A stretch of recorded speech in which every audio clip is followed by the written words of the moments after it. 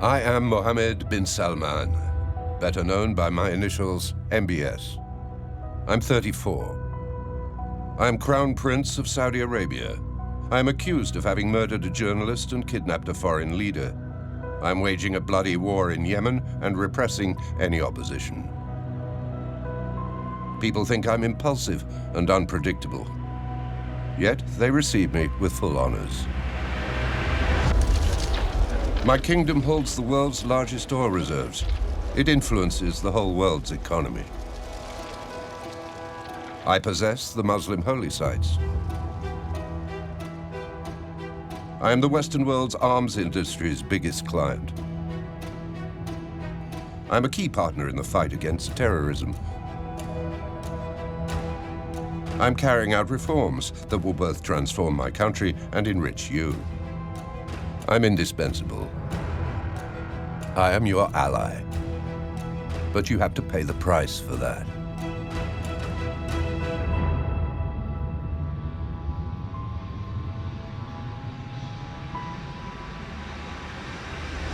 What is he thinking, Mohammed bin Salman? What's he up to? He could, on the death of his father, rule Saudi Arabia for decades and become a familiar figure in tomorrow's world.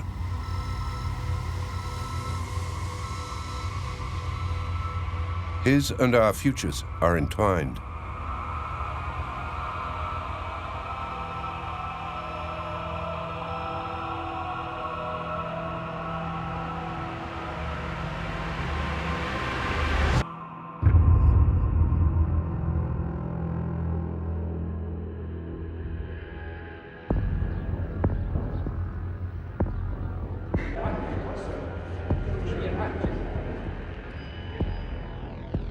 MBS's father, Salman, ascended to the throne of Saudi Arabia on the 23rd of January 2015. At 85 years old and in poor health, his first act was to designate a crown prince to succeed him. Power in the House of Saud isn't passed from father to son, but between descendants of the founder. Salman's choice fell on the powerful Mohammed bin Nayef, known as MBN. At 56, a long-serving interior minister and graduate of an American university.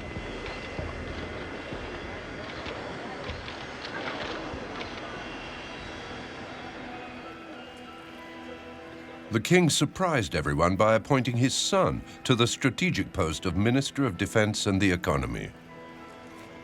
At just 30 years old, MBS, his father's favorite son and raised in his shadow, had no government experience. This appointment of a virtual unknown was most intriguing, far beyond the royal palaces. And to New Yorker Joseph Westphal, the new United States ambassador, Riyadh's guardian. I was very new there, and I asked, who is that? So I did a little, what you normally do in the world today, you Google somebody, you know. I started Googling a little bit and trying, on my own, trying to understand. So I asked for a meeting with him. For the royal family, behind the closed palace doors, his youth, far from being a handicap, is an asset.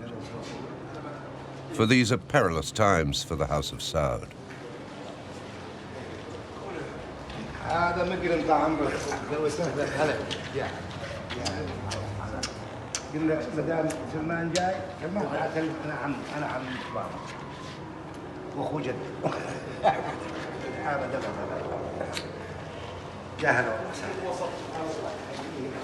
The new minister has come to his uncle's house, accompanied by his children, to attend a family reunion.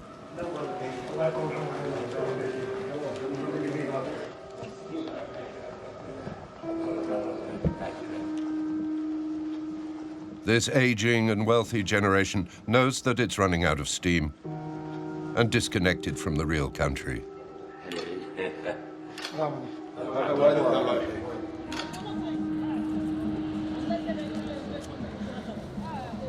Half of the kingdom's 34 million inhabitants are under the age of 25. They feel aimless, and here, in the homeland of Wahhabism, they're suffocating under the weight of all that's forbidden. The Sauds fear that they will eventually revolt.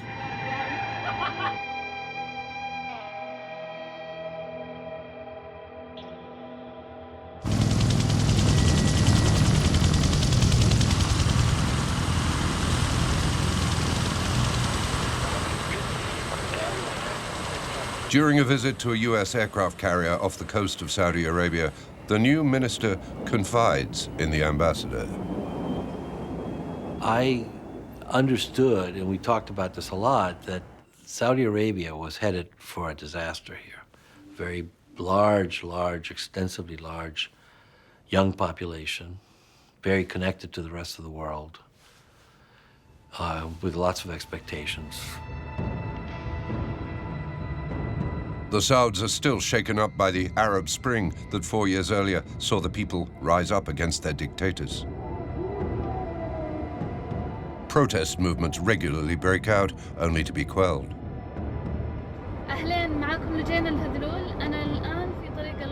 The feminists are calling for basic rights, such as the freedom to drive or the curbing of the powers of the religious police.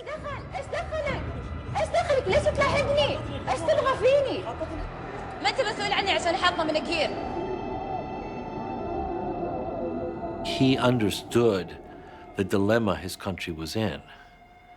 We talked about bringing back cinema, bringing music back to the kingdom, and art and culture, and he was definitely in favor of opening all of that up. But he was also, and I have to give him credit for this, I mean, he was not naive to think that he could do that just by virtue of ordering it. Again, it's a conservative country, so he understood the politics of this.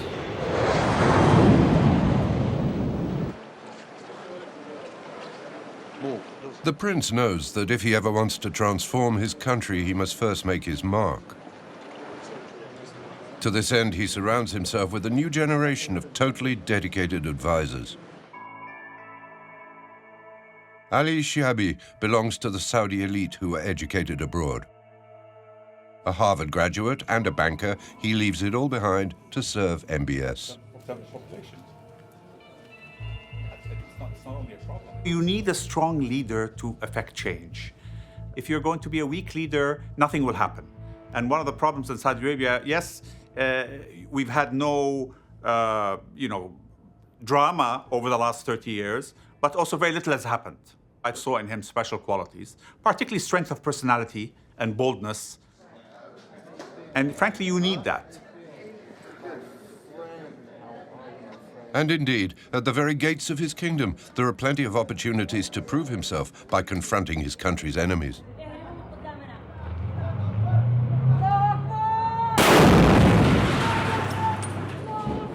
In March 2015, in Yemen, a poor country to the south of Saudi Arabia, the capital Sana'a is taken by rebel forces. The Houthis have the backing of that sworn enemy, Iran. The regime of the mullahs has long sought the fall of the House of Saud, whom it accuses of being the pawn of America and defender of an impure Islam.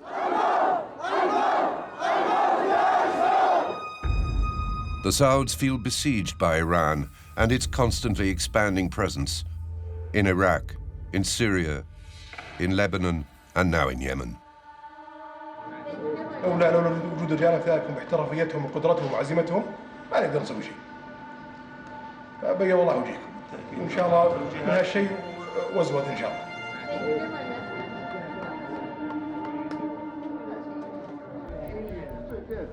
2 months after taking office, the young defense minister orders his army to go to war.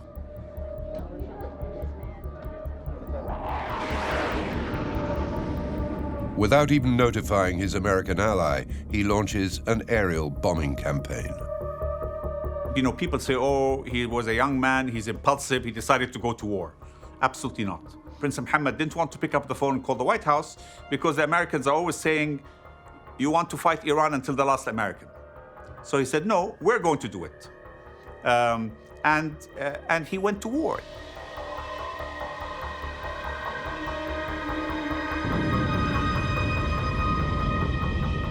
an Iranian ally takes control of Yemen was totally unacceptable. MBS may well feel confident.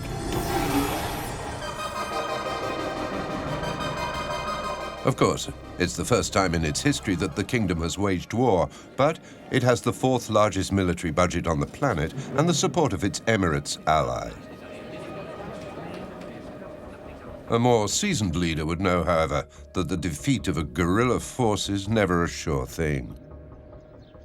I've spoken to him about Yemen, not just through WhatsApp, but also in person. Initially, there was a sense that this could be won quickly, and my argument was that a war cannot be won militarily against the Houthis.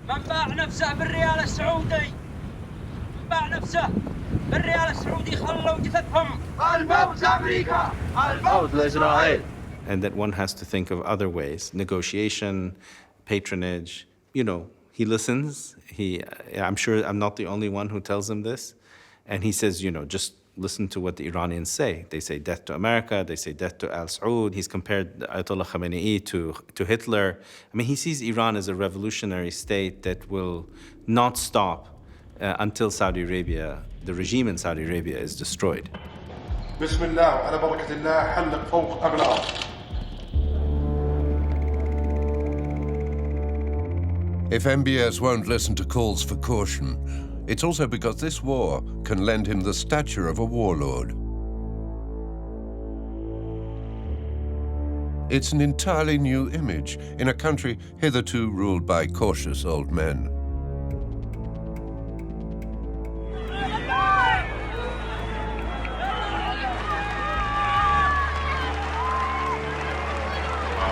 The war is popular, and it makes him popular.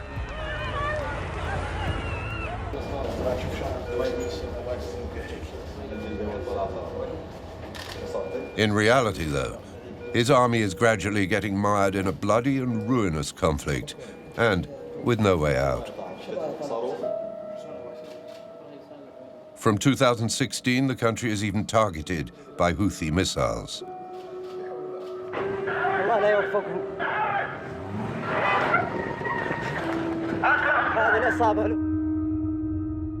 So, MBS turns to his allies. Well, he felt very strong that something should be done. He wanted more help from us to help him defeat the Houthis. But we were very committed to a peaceful settlement of that issue.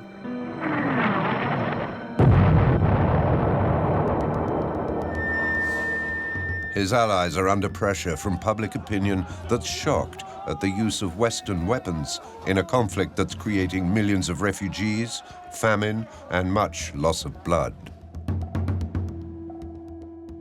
The decision was made, we're going to support you, not with military force, but with technical assistance and support to make sure that your forces can protect your sovereignty. The West has been very careful. America has been very careful not to get involved in an offensive way, in any offensive way. But clearly, Saudi Arabia has spent a lot of money and built its military on the West, and it requires ammunition, it requires supply. And if that does not come, Saudi Arabia will take its business elsewhere. This is not foreign aid coming from the West. This is being paid for at top dollar.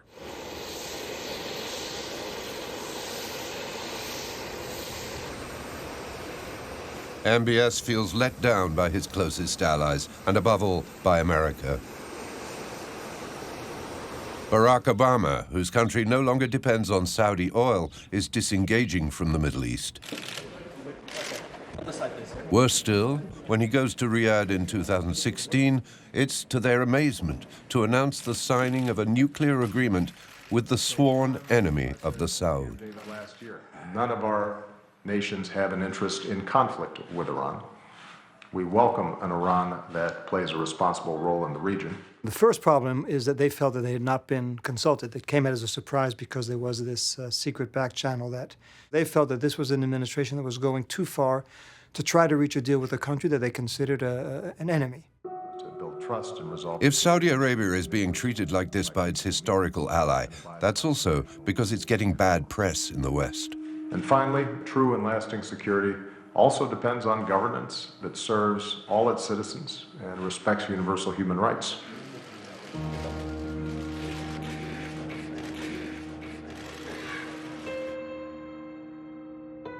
Off camera, there's a revealing incident. The president was very concerned about the penalties that were given to individuals for a Twitter message.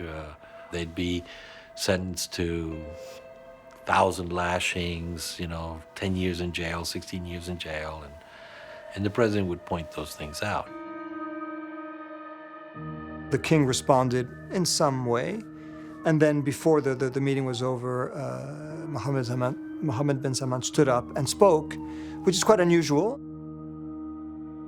The young minister even goes so far as to tartly suggest the US president took a course in Saudi law.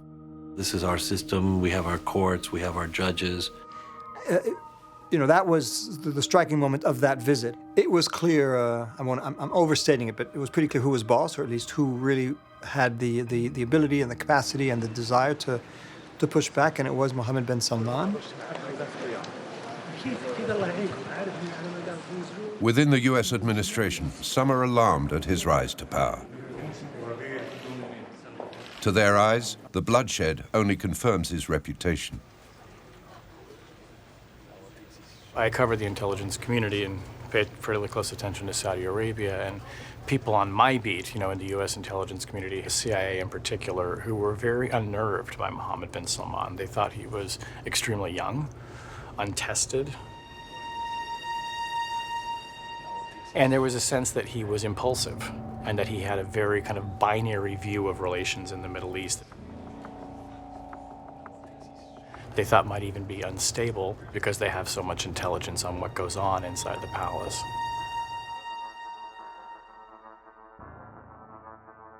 Quite the opposite of the experienced Crown Prince Mohammed bin Nayef. Now, more than ever, the favorite of the Americans. The Americans cannot decide who becomes the successor in Saudi Arabia, but in Saudi Arabia, there's a game or a competition between princes as to who has the most and best access to the United States. If the person who is selected can then develop a special relationship with the President of the United States and show that he has special access, that works to reinforce his power base.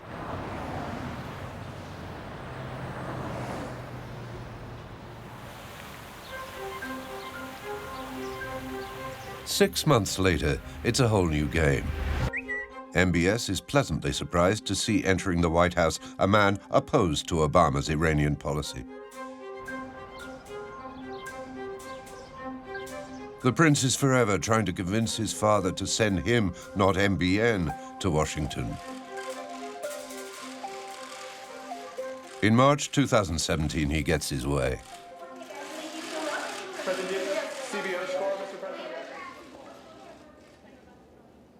At the time, an advisor to Donald Trump, Steve Bannon is in charge of the Saudi dossier. When MBS first came over, he was deputy crown prince. He was not the crown prince. That was what I felt pretty extraordinary.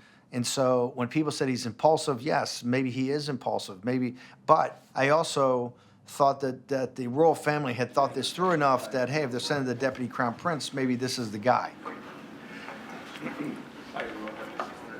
For MBS, this trip to Washington is a rite of passage.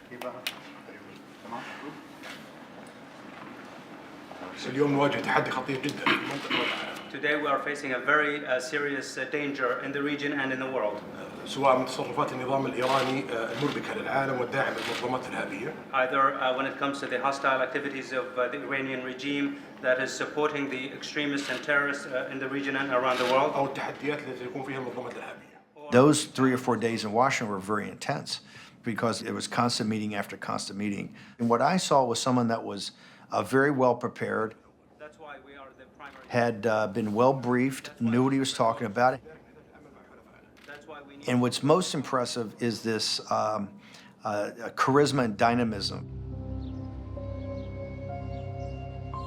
He can charm anyone he encounters, from the number of people that he met, people who are extremely cynical, were charmed by him. And he knew exactly which buttons to push, what message to present in order to be charmed by him.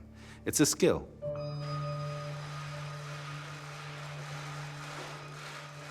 When it suits him, MBS knows how to use this other facet of his personality, especially when it comes to convincing a former businessman of his desire to reform his country. We were very impressed. He's very impressive. Number one, just this kind of fundamental restructuring of the Saudi Arabian economy, and which he's trying to open up to the Western world, or trying to open up to modernity. He has a sense of urgency.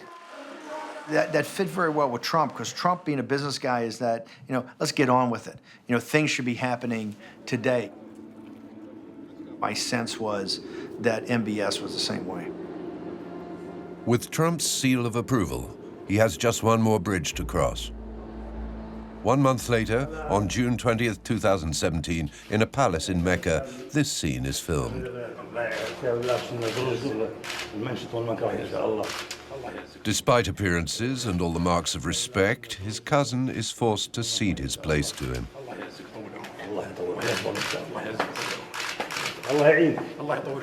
أنا بنرتاح الحين وأنت الله يعين. ما نستغني عن توجيهاتكم ونصحكم الله يسلمك. موفقين إن شاء الله. في بلدكم دوام الله يطول. موفقين. الله يعزك. MBN will no longer appear in public, no doubt placed under house arrest. The ambitious Mohammed bin Salman is appointed heir to the throne. Just 2 years after arriving in the spotlight, he has managed to impose himself and to prove himself in the eyes of his father. The infirm King Salman takes a back seat and hands the power to him. At 32 years old, he's in control of a kingdom.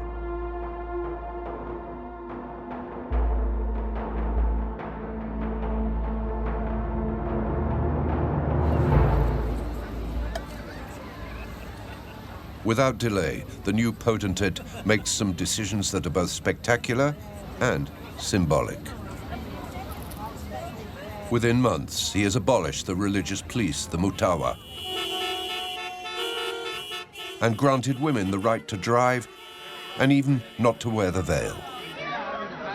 والداعمين لها. هنا لدينا قصة جدا جميلة. أخ يدعم أخته، فهو من أحضر هذه السيارة قبل دقائق من دخولنا منتصف. Finally, he allows public concerts and cinemas, all previously banned. He's brought to the homeland of Wahhabism a veritable revolution.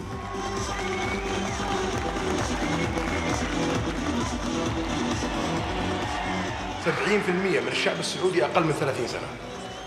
وبكل صراحة لن نضيع 30 سنة من حياتنا في التعامل مع أي أفكار متطرفة. نحن فقط نعود إلى ما كنا عليه. الإسلام الوسطي المعتدل المنفتح على العالم. MBS is shaking up the powerful religious establishment, until now a pillar of the monarchy. We all expected that he would face a lot of opposition. The religious will either have to go along with it, like this leader of the influential Salafists, or suffer the consequences.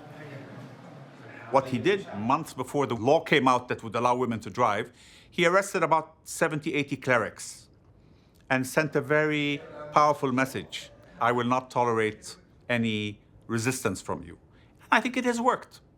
The grumbling has been very, very quiet.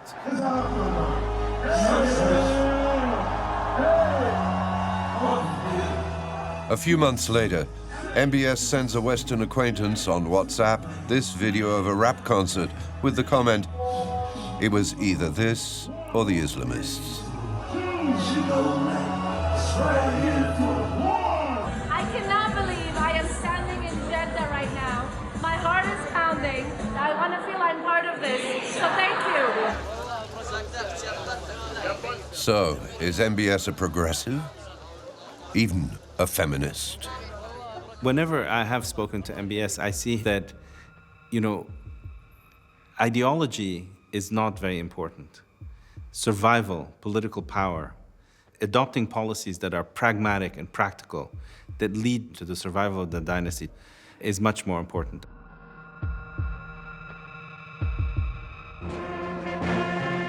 It is indeed about survival. By opening up his country, his goal is twofold: to offer an indispensable breath of oxygen to young people, and to the Western world to present a better face at a time when that is sorely lacking. For the kingdom he is inheriting is on the edge of a precipice. The House of Saud may well be as rich as Croesus, but it's incapable of funding the country's lifestyle. Its 34 million subjects pay no taxes, no water or electricity. 2/3 of them are employed by the government, often doing nothing. However, 80% of the kingdom's revenues come from oil. Its price is collapsing, and in the last few years has halved. And the worst is yet to come. Western demand is decreasing, and in a few decades, the reserves will be depleted.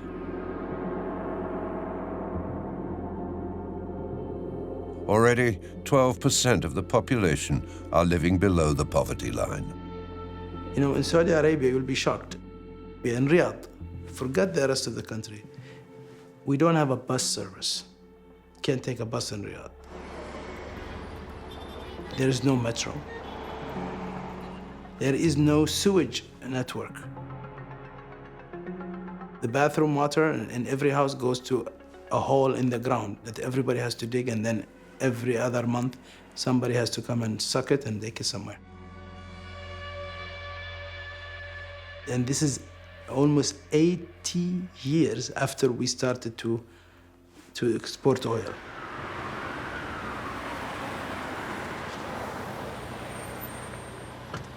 The word austerity is for the first time entering the Saudi vocabulary. No more public servants are being hired. Subsidies have been reduced, and the first taxes introduced. But that's all a stopgap. In the long term, MBS knows that he needs a modern and productive economy. And he knows he can't do it alone.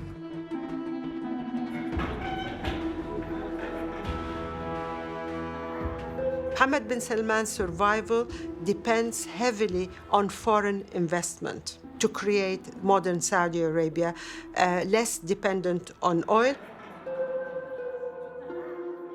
If he doesn't deliver the economic promises, then he will have no legitimacy in Saudi Arabia.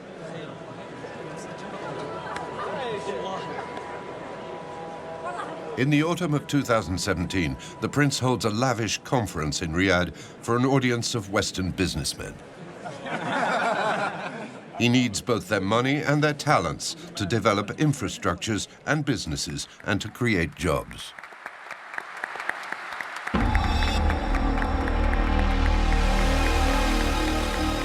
Something of a revolution happening here in Saudi Arabia as the kingdom looks to growth.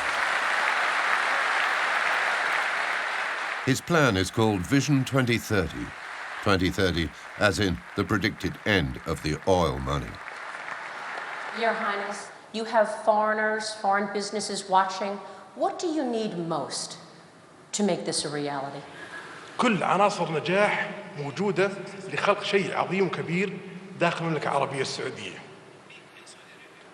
فبعد وجود كل هذه الفرص والمقومات وأرض شبه خالية،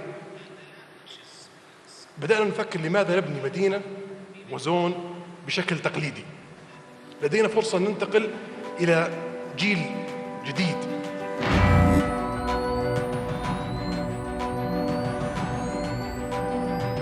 To attract investors, he proposes a series of projects on a pharaonic scale. The largest expanse of solar panels in the world. A tourist city aimed at attracting 2 million tourists a year. A giant-sized industrial city. And Neom, city of the future on the Red Sea, 100 times the size of Paris and populated in part by robots.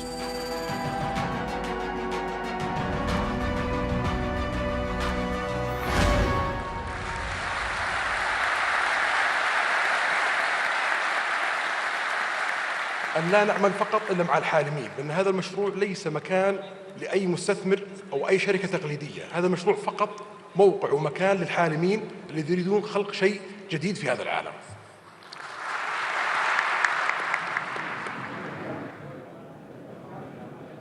Potential investors are anything but dreamers.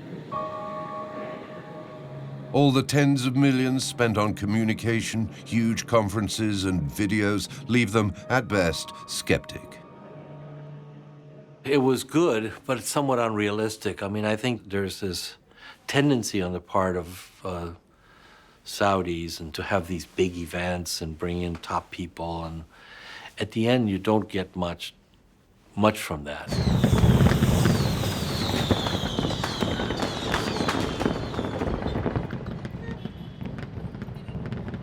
To finance his economic projects, he still has his crown jewel, the oil company Aramco, with its brand new headquarters.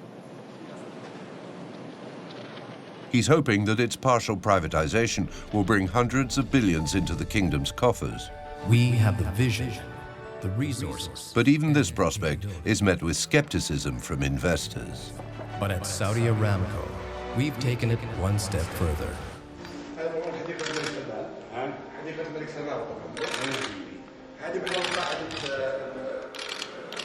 The Westerners are taking their time.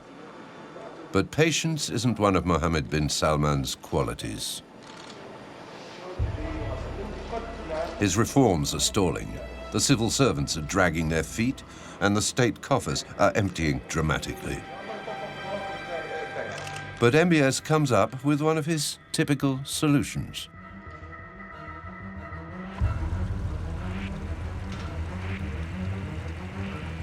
In October 2017, he has 380 businessmen and princes, among the richest and most powerful in the kingdom, sequestered in a big hotel. They're accused of corruption and forced to hand over part of their fortune.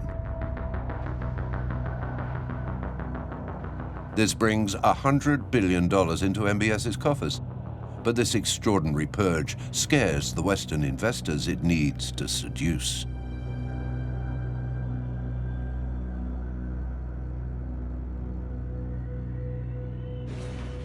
The long detention of Prince Al-Walid makes them think. The richest man in the country, a world-class economic player, shareholder in Disney, Apple, and Twitter, ends up ceding part of his fortune to the Crown Prince. Prince Al-Walid had been a client of my firm back in the early 1990s. It was pretty shocking in the fact that these are very prominent businessmen. So clearly some pretty major changes were going on. It was a very original way of addressing a very serious problem, which is elite entitlement. Somebody once asked me, he said, oh, well, he bought a yacht.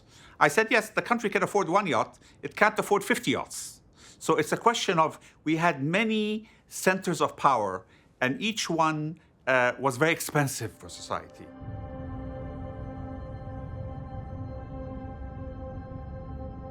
Ali Shihabi is alluding to the yacht that MBS has just bought for himself, worth $500 million, plus the most expensive house in the world and the most expensive painting.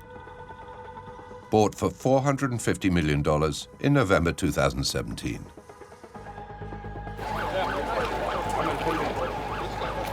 The young prince is ambitious to modernize his country, but subject to his power and under his total control. And although he grants his subjects some new freedoms, he doesn't tolerate any political dissent.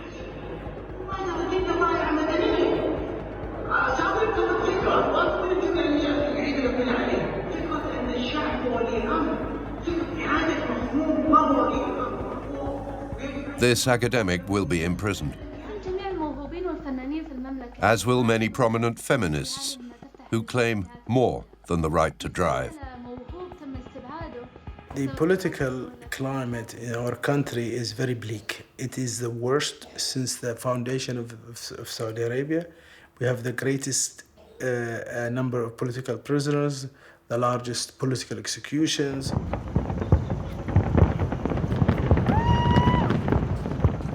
You know, he has arrested people. You have reduced the margin of freedom of speech. But I think that during this period of tremendous change, as you're going over, you know, a waterfall, you have to hold the country very tight. You need somebody authoritarian who comes and says, I'm going to do this. This is the law. This is the way we will do it. And you will have to follow. Because if you let political forces loose, they can go out of control. The best bet you can get is to get a benevolent autocracy. Now, that's an art. It's not a science. And indeed, when despotism, however enlightened, is combined with both inexperience and a quick temper, it can be an explosive mixture.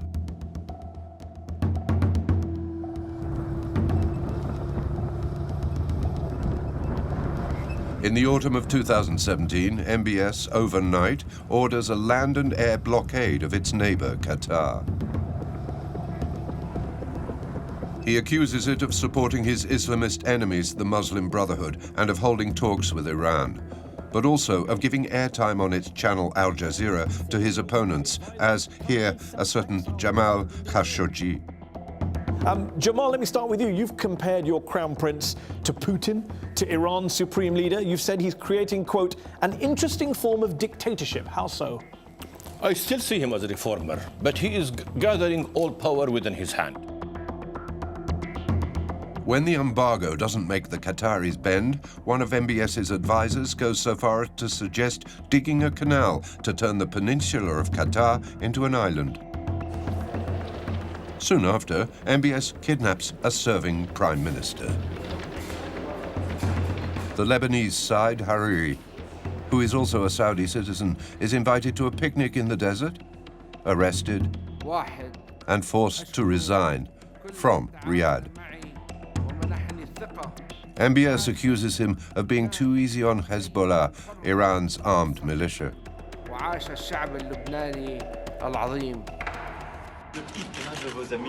In the face of international outcry, the prince accepts the mediation of the president of France, traditional protector of Lebanon.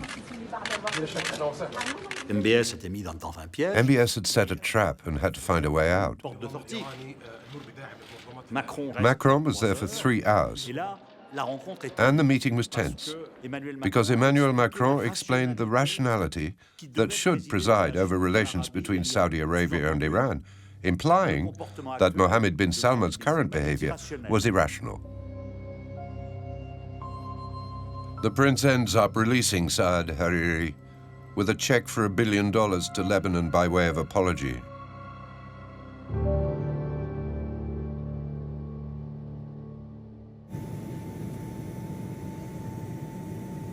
He doesn't want his impetuous methods to harm the projects so crucial to his future and that of his kingdom.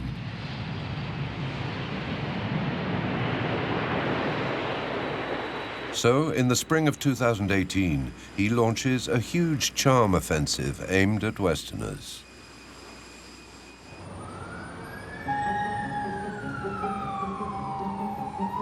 To promote himself, MBS has the largest communications budget in the world and employs the biggest public relations agencies, as well as an army of lobbyists. It opens a lot of doors.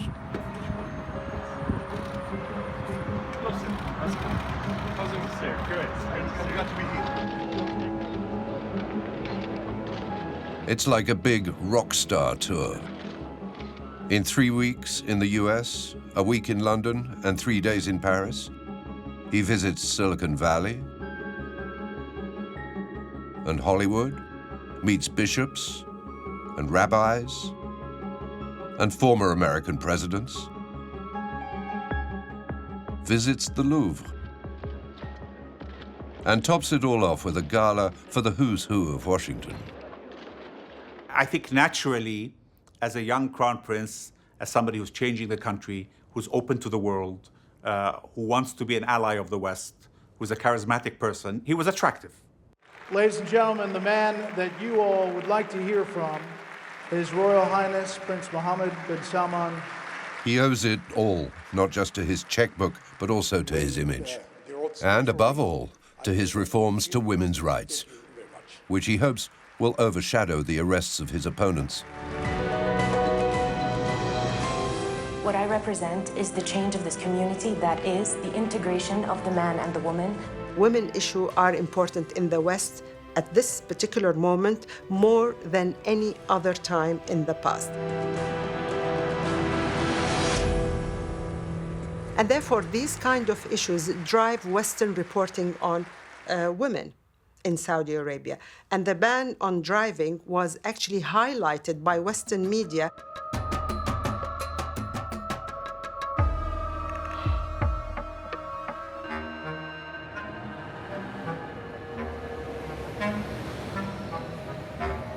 Mohammed bin Salman, arguably fooled a lot of people.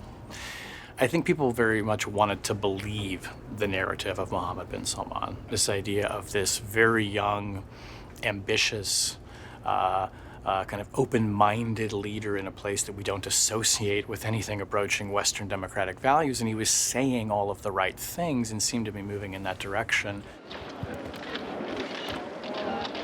MBS is hoping his economic projects will benefit from it all. For the time being, it's still him signing the checks. $3 billion, 533. 12 billion on weapons. The price he pays for American protection. That's peanuts for you. Should have increased it.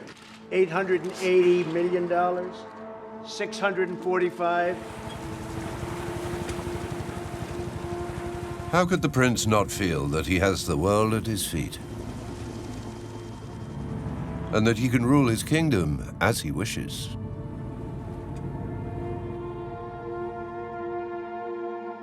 Mohammed bin Salman has this kind of hit team, if you like, toughs that are around him. At the same time that they're his enforcers, they're also his closest advisors. So this kind of network that you've seen Mohammed bin Salman build around him to go out and be the pressure or the muscle on people who he feels threaten him.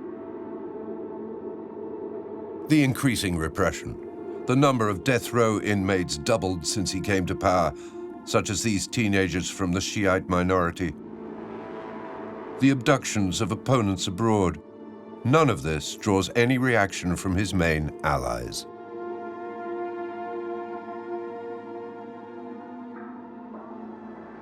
He has been given a green card. He has been allowed to get away with all sorts of domestic, regional, and international crises. Hi, everyone. Today we have a very important... There is some dissent, of course. ...very prominent Saudi journalist. Is also maintaining the old ways of repressive system. Actually, he's expanding at that. And he's totally, he doesn't need it. There is no opposition to him. I just don't understand. Jamal Khashoggi is a former close friend of the Sauds, who later became an opponent. A renegade, therefore, to the eyes of MBS, as well as a traitor through his links to the Muslim Brotherhood and Qatar. For some months, he has been ever more challenging, even writing editorials in the Washington Post. Jamal Khashoggi knew a lot. He can puncture the narrative of Mohammed bin Salman in Washington. Les Saoudiens sont réduits au silence. Les choses ne sont pas transparentes et ce n'est pas un bon environnement pour les réformes en Arabie Saoudite. The fact that Khashoggi chose Washington to be there to write critical articles annoyed Mohammed bin Salman. When Mohammed bin Salman was spending millions of dollars on lobby groups, on think tank, in order to improve his image in Washington. Everyone has their price, so Khashoggi is offered a position as an advisor to the Crown Prince. He refuses. On October 2nd, 2018, MBS's own brother assures him that there's no risk in returning to the Saudi consulate in Istanbul, where he has to sign his marriage papers. A team of killers from Riyadh, including MBS's personal bodyguard, puts him to death, then dismembers his body to get rid of it. In a diplomatic facility in a foreign country, it's just so risky and so completely out of the ordinary that I think that was first just very stunning. Second, there was just a lot of grief. I mean, within our newsroom, there were people here who were his friends and who knew him and worked with him. Jamal, you know, God bless his soul, really. He was a journalist, but with very clear political views. And, you know, in this environment between Saudi Arabia and Turkey and Qatar, we take advantage of their dissidents, they take advantage of our dissidents. You know, our security services overreacted to that, and it was an incompetent, it was a disaster at all levels, really. Disasters happen, you know, unfortunately. The real break in the story came some weeks later when we were the first to report that the Central Intelligence Agency, the main intelligence agency in the United States, had done their own assessment of the situation, drawing on their sources and their experts and their knowledge, and determined that this was almost certainly an operation that Mohammed bin Salman had directed.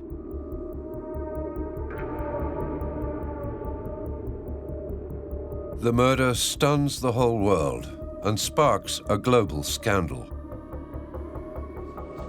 Any other leader would not come out of it unscathed.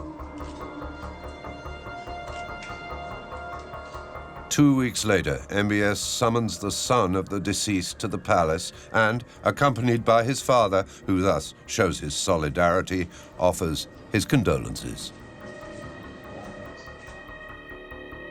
The prince's response to the affair is to announce the indictment of uncontrolled elements.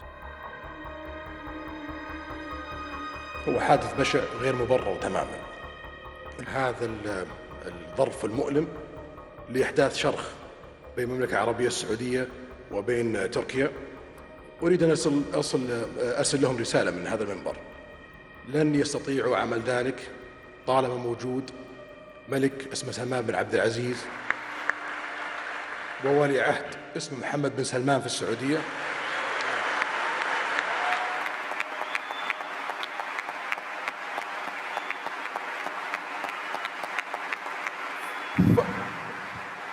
أبغى أختم فقط في حاجة إنه دولة الرئيس سعد جالس يومين في السعودية فأرجو ما تطلع إشاعات إنه مخطوف. في كامل حريتي.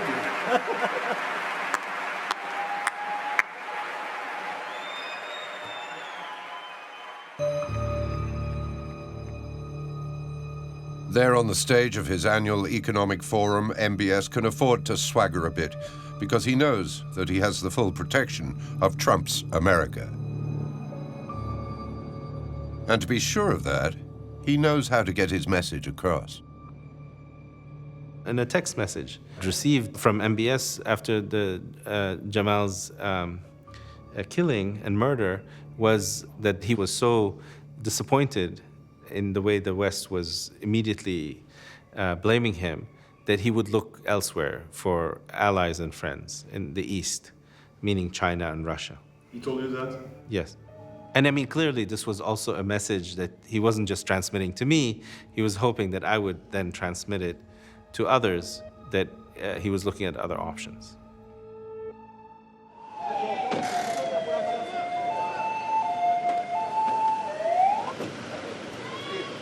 At the G20 summit of world leaders held the following month, MBS follows up on his SMS.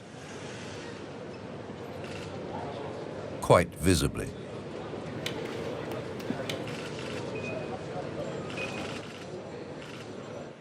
The West cannot afford to lose this troublesome ally. He has another message too. If his reforms fail, it could lead to chaos in an already unstable region. The messages get across. Any condemnation from his allies is minimal, and his personal responsibility in the Khashoggi case is never officially suggested. I saw it and then heard the accusations later. It certainly shocked me, and it didn't seem like, although on a very limited basis, the individual I had seen. But people at state, others, said, hey, look, we've gotten the intelligence reports back, and we sign off on what the Saudis are telling us.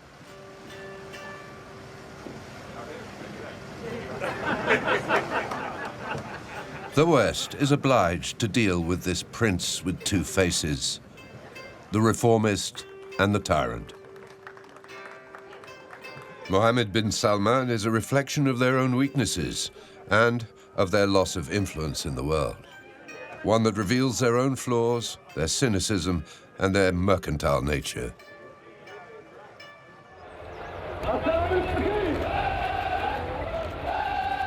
And as for the prince, how long can his Highwire act last? To survive, he has to make it all work. But in his own kingdom, the many enemies he has made, princes, opposition, or Islamists, are biding their time. And outside it as well. In September 2019, his rival Iran strikes at the heart of his wealth, his oil, and all his expensive armaments can't protect it. In the face of Iran, Saudi Arabia is more alone than ever more bogged down in Yemen and unable to push back its greatest regional enemy. And there lies the paradox of this young prince. He attracts to his land missiles, as well as pop stars.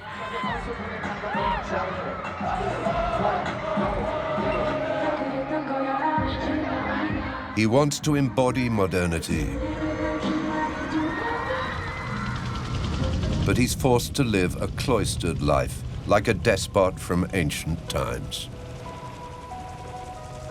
He's worried about his personal safety. Someone like him is quite vulnerable to an assassination attempt. The system that he has around him, including people who taste his food and before he eats it and all the rest of it, cooks, double cooks, triple cooks, and so on, is fairly elaborate, and his security is strong. Unless he's assassinated or some act of God, intervenes, he is going to succeed, he's going to become the next king, and he will rule for a very long time.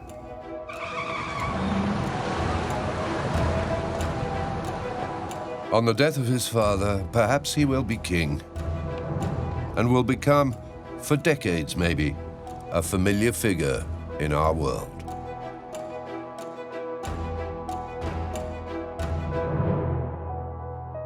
النشاطات داخل المملكة العربية السعودية هناك قفزات فلكية في الثلاث سنوات الماضية، وهذا الشيء بلا شك سوف يستمر لأننا نعيش بين شعب جبار وعظيم. أنا أعتقد أن أوروبا الجديدة هي الشرق الأوسط. هذه حرب السعوديين، هذه حربي اللي أخوضها شخصيا مصاف العالم.